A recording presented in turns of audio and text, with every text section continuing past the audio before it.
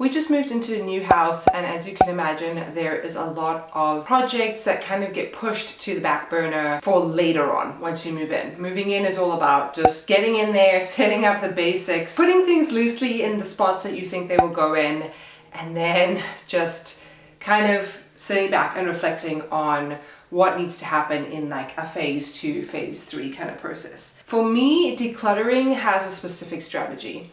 And I know a lot of people get overwhelmed depending on the size of the project that they plan to tackle. But honestly, I'm going to show you in today's video that whether you're tackling a drawer or a cabinet or a closet or something really overwhelming like a garage or a storage shed or something where you feel like you could never actually get this to be where you want it to be, I want to show you in this video the how of decluttering and how the steps are really simple. And essentially, if you can master smaller decluttering projects, you can progress to bigger ones as well. If you're new here, hello, my name is Julie and I make videos all about intentional living, simple living, decluttering. I throw in some parenting in there because, well, that's the stage of life I'm in. So if this is something that's interesting to you, make sure that you subscribe and give this video a like. There are a lot more videos coming your way when it comes to living a clutter-free life because this has changed the game for me. So as I mentioned, moved into a new house and we are planning to declutter our garage this weekend. And it's interesting because we just moved in. So like how much stuff can you possibly have to declutter? I'm sure there's tons, but it really got me thinking of how we're going to do it, like that mental plan. And it's something that's very overwhelming, like a garage. It's a lot. It's a big daunting task. So I wanted to tell you how I plan to go about it in case you might have a big daunting project looming your way and you might be putting it off because we procrastinate out of fear. One would think we procrastinate because we're lazy. It's not. It's fear because we're not sure what's going to happen and our brain wants to keep us safe. All right, I'm going to skip all the waffle because that's what I always do and I'm going to break it down for you. This is my strategy and this is how I approach all kinds of decluttering projects, big and small. So the very first thing that I think you need to do before you even start decluttering, have some kind of plan, but set aside time that you're going to do it. So a big project, I would probably clear an hour of my time. More is optimal, right? But not everybody feels like they have 3 hours to dedicate to a project in one go. If you only have an hour, great. If you're doing a small project, I've said many times, you do not need a lot of time, 5 minutes, 15, 30 minutes. But in the case of a more overwhelming project, set aside an hour, schedule it in because likely you're, procrastinating, as I said, or you're avoiding it. And if you don't schedule it, it's probably not going to get done. So this weekend, my husband has kind of said, let's tackle the garage. And that's my next tip.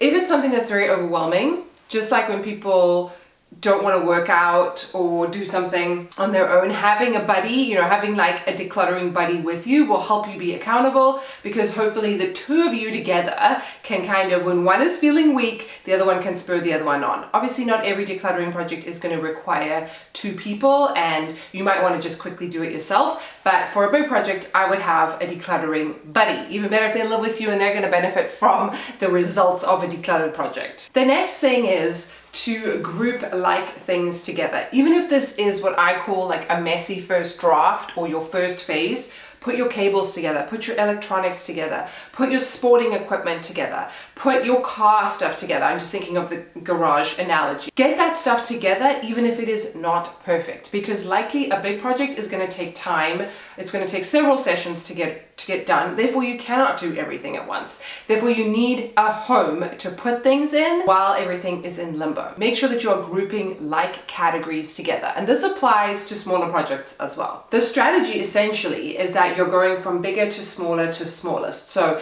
you are grouping things roughly together and then as you go through your next look and then the next one, the next draft, then you're going to be making it more and more refined and you're going to be breaking it down into smaller categories. This is the overall rule with decluttering. I've said in many videos before, but I think a lot of us declutter backwards, which means we focus on what we're planning to get rid of and discard rather than what we're going to keep.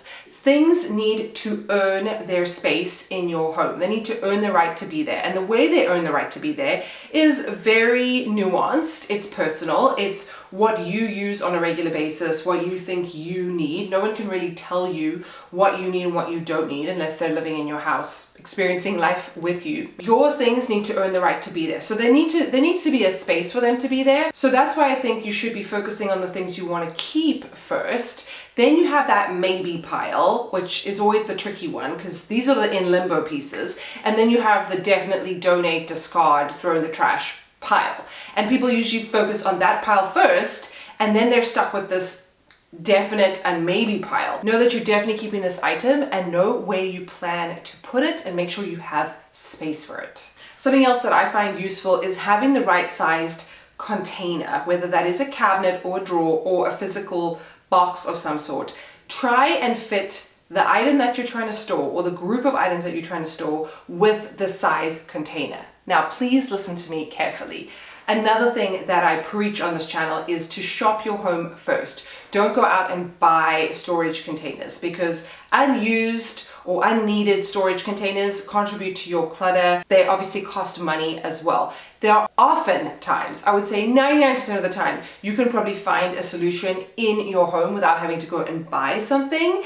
But try and match whatever you're trying to store with the size that it needs to go in or the type of container it needs to go in.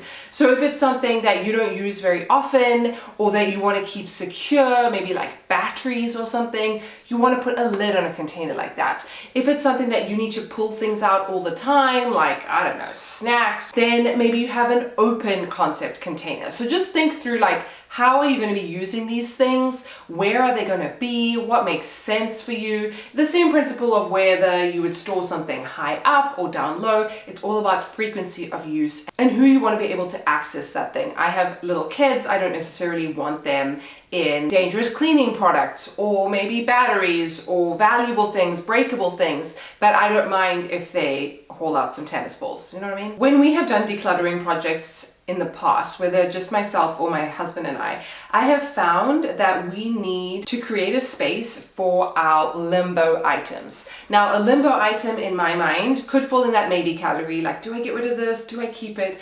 But I would take it a step further. Often when you're going through a project, you might find things that you need to return to someone. Maybe you borrowed something from them. You want to give away to someone. So maybe that could be in the donation category. Or you plan to sell it, or maybe you're just not sure what you're going to do with it yet. And I think it's really useful to have a place in your home, you know, space permitting, because not all of us have the luxury of this, but a place like a halfway house where you can put your things while you're figuring out what to do with them.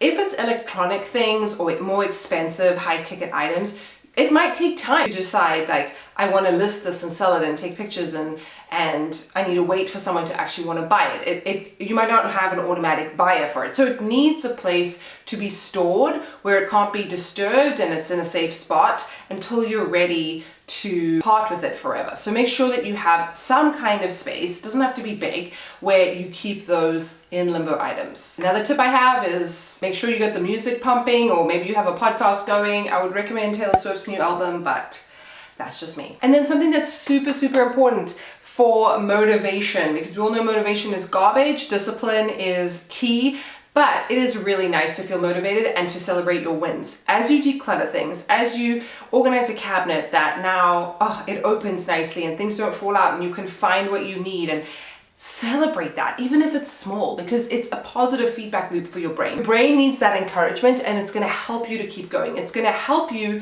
to solidify the fact that having a clutter-free lifestyle is so good for you. It helps you to feel more calm, less overwhelmed. It helps you to find things. It saves you time and money, all the things. And it's important to make sure that you acknowledge the hard work that you've put in. Then after that, depending on the size of your project, it's a wash, rinse, repeat cycle until you get to where you want for that room. And the thing about decluttering, it's not a sprint, it's a marathon. So likely by the time you've gone around your home and decluttered and organized and tidied it up, you might need to go and attend to that room that you decluttered not that long ago again. That's just life. Anything worth doing does take a bit of work and effort. it, but I'm here to tell you that it is worth it and it is possible. And on this channel, there's a lot of tips and tricks and strategies to keep you motivated, to keep you going. So I would love to know what area of your home you plan to declutter next. Is it a big project in your mind? Is it something you've been putting off? Let me know in the comments. And thank you so much for being here. If you made it all the way to the end, I love you so, so much. You're a real one. You can't see my hands, but I love you so much. And I really appreciate you being here. Spread the kindness in the world if you can. Spread the decluttering message to help people.